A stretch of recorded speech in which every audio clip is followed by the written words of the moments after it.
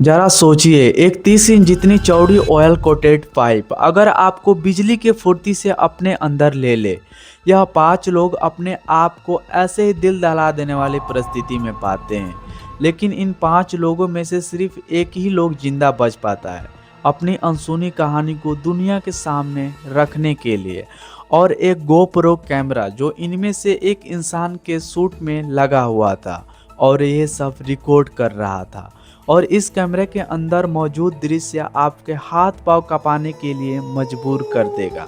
समुद्र से 60 फीट नीचे 30 इंच चौड़ी क्रूड ऑयल से भरी हुई एक पाइप में 2 दिन तक फंसे रहना, यही घटना घटी थी। क्रिस्टोफर, काजिम, यूसुफ, ऋषि और फैजल के साथ इन 5 में से सिर्फ क्रिस्टोफर ही बचा था, बाकी सारे मारे गए थे।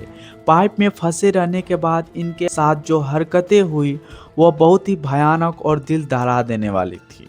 यहाँ तक कि इस एक्सीडेंट की फ़ोटो भी अवेलेबल है जो हम आपको आगे वीडियो में दिखाएंगे। तो चलिए जानते हैं परिया डार्पिंग उस खतरनाक एक्सीडेंट के बारे में जिसे सुनने के बाद लोगों की सांसें आना बंद हो जाती है। तारीख था 25 फरवरी 2022। साउथ अमेरिका के नॉर्दर्न कोस्ट 5 पियर नाम के कोस्टेड टाउन में परिया नाम की कंपनी स्थित है। यहाँ 5 लोग जिनके साथ हादसा हुआ वो परिया नाम की कंपनी में ऑयल पाइप के मेंटेनेंस का काम करते थे।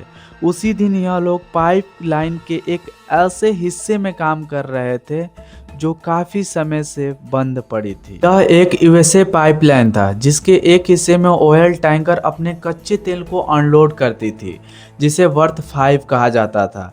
यह कच्चा तेल इस पाइपलाइन के जरिए वर्थ 6 में पहुंचती थी, जहां ऑन ऑयल रिफाइनरी मौजूद थी, जहां से ऑयल को रिफाइन किया जाता है। और उसी दिन वर्कर्स का काम था इस पाइपलाइन को ऊपरी हिस्से को पानी से सेपरेट करना, ताकि यह लोग अपने इक्विपमेंट्स वगैरह के साथ यहां आराम से खड़े होकर अपने काम को अंजाम दे सके। पाइप के अंदर हाइड्रोकार्बन बाहर ना निकले, इसीलिए एयर प्लग भी लगवाए गए थे। इसके अलावा पाइप के ऊपर काम करने के लिए एक स्पेशल कैबिन जिसको फिटेड वेल भी बोला जाता है, इसका इस्तेमाल किया जाता था। यह ऐसा कुछ समझिए कि पानी की बाल्टी में अगर आप एक गिलास को डालेंगे तो गिलास के अंदर नहीं जाएगा। हैबिटेड वेल पाइप के अंदर एक एयर प्रेशर छोड़ के एक सूखी जगह तैयार करता है ताकि लोग इसके अंदर अच्छे तरीके से काम कर सके। और उस दिन इन लोगों का काम था पाइप के अंदर जाके उस एयर प्लग को निकालना। लेकिन जब वो एयर प्लग को निकालते हैं तभी एक दुर्भाग्यपूर्ण घटना घट जाती है। उसी सेकंड पानी का एक तेज बवंडर आता है और उन्हें अपने प्रेशर के साथ जोर से पाइप के अंदर खींच ले जाता है। यह इतना तेज बवंडर था और इतना ताकतवर था कि 90 सेकंड के अंदर पाइप अंदर ही अंदर उन्हें 20 फीट नीचे और 120 फीट दूर जाकर पटक देता है। इस घटना की फोटो आप देखिए। घटना से पहले कुछ दिखेगा, फिर बाद में अंधेरा ही अंधेरा हो जाएगा। पाइप सीधा ना होने के कारण उन्हें एक राहत मिलती है। यह 5 लोग एक छोटे से एयर पॉकेट में फंस जाते हैं जहां यह सांस ले सकते थे, लेकिन सारी चीज़ों में उन्हें जरा भी आइडिया नहीं था कि वो उनके साथ क्या हुआ है। पानी का बहाव इतना तेज था कि कुछ लोगों की तो हड्डियां भी टूट गई थी, लेकिन इसके अलावा पाइप के अंदर कुछ भी दिखाई नहीं दे रहा था। चौंकाने वाली बात तो ये थी कि जो हवा वो लोग पाइप के अंदर ले रहे थे उसी हवा की वजह से वह पाइप में फंस गए थे। दोस्तों, टेक्निकली पाइप के अंदर कुल 1200 रेवल ऑयल होना चाहिए था, लेकिन उससे कम था और बहुत ही ज़्यादा लो डेंसिटी वाली एयर वहाँ पर बनी हुई थी। जब उन्होंने एयर प्लग को निकाला तब हाई डेंसिटी वाली एयर जो कि केबिन के अंदर बनी थी, लो डेंसिटी वाली एयर, और उसे एक बहुत बड़ा पानी का बवंडर खड़ा कर दिया और अपने साथ सारी चीज़ों को पानी की ओर खींच ले गया। उनके वहाँ से निकलने का सिर्फ एक ही रास्ता था, जहाँ से वह आए थे वहीं वापस जाना, यानी कि बर्थ 6 से, क्योंकि पाइप के अंदर कुछ भी दिखाई नहीं दे रहा था। तो उनको नहीं पता था कि उनको जाना कहाँ है। अगर वह गलत साइड चले जाते तो वह बर्थ 5 जो कि समुद्र की साइड था वहाँ पहुँच जाते। यानी कि तुरंत ही मौत। काफ़ी सोचने के बाद वह लोग तय करते हैं कि जिस साइड उनका सर है उसी साइड चले जाएंगे, और उनके पास कोई ऑप्शन नहीं था क्योंकि वो लोग ज़्यादा टाइम तक पाइप के अंदर नहीं रह सकते थे। लेकिन जब वह ऐसा करते तो उनको एक और प्रॉब्लम का सामना करना पड़ता। पाइपलाइन सीधी न होने के कारण कुछ जगह पर तो सांस लेने की जगह थी, लेकिन कुछ जगहों पर तो पानी ही पानी था। अगर वह सांस रोक के पानी के अंदर से जाने की कोशिश करते तो वो आगे उन्हें सांस लेने की जगह नहीं मिलती, तो उनका तुरंत मौत हो सकती थी।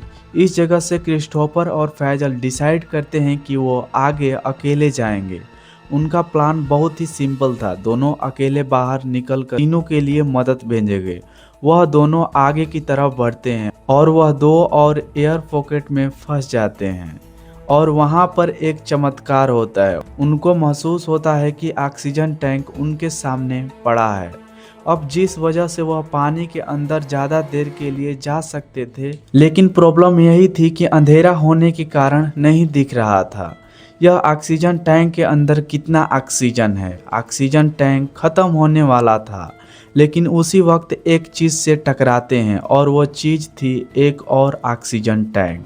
इस ऑक्सीजन टैंक का माउथ पीस ही नहीं था, इसी वजह से उनको ऑक्सीजन टैंक की ओपनिंग में अपना मुंह डालना पड़ा, और इसी के साथ पूरा का पूरा ऑयल उनके मुंह में चला गया। क्रूड ऑयल दोस्तों, क्रूड ऑयल एक ऐसा ऑयल होता है जो कि काला होता है।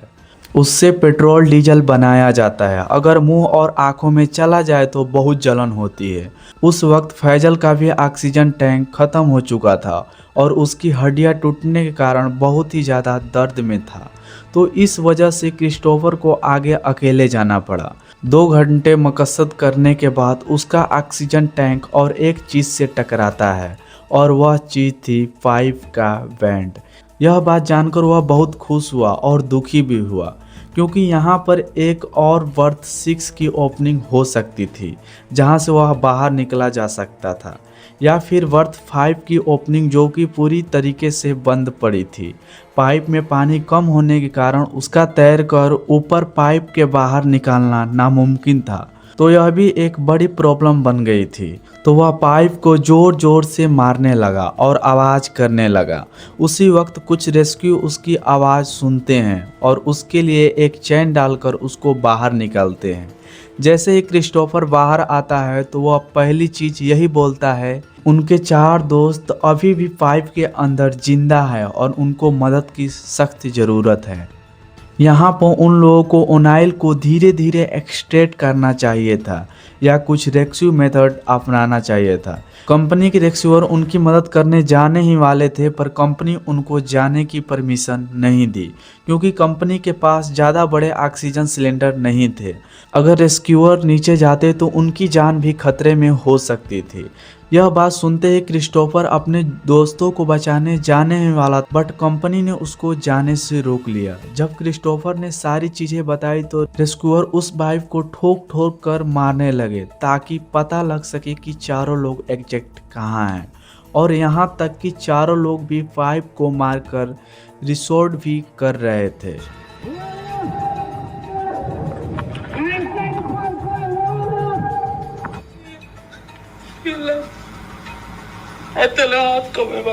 अड़तालीस घंटे तक परिया कंपनी में कोई भी मदद नहीं पहुंचाई और उनको वहां पर मरने के लिए छोड़ दिया। उन चारों ने बेचैनी में अपने प्राण वहां त्याग दिए। एक बड़ी कंपनी अपनी लापरवाही से अपने वर्कर्स की जान ले ली। इतना बड़ा मामला होने के बाद भी आपको जानकर हैरानी होगी कि परिया कंपनी के ऊपर पुलिस इंक्वायरी भी होती है, लेकिन उनको सज़ा नहीं होती। परिया कंपनी में जो वर्कर बने थे उनको फैमिली को फाइनेंस कंसेशन के नाम पर 1 भी रुपए नहीं दिया गया। तो ये थी आज की कहानी। बाकी मिलते हैं नेक्स्ट वीडियो में, तब तक के लिए सब्सक्राइब कर लीजिए।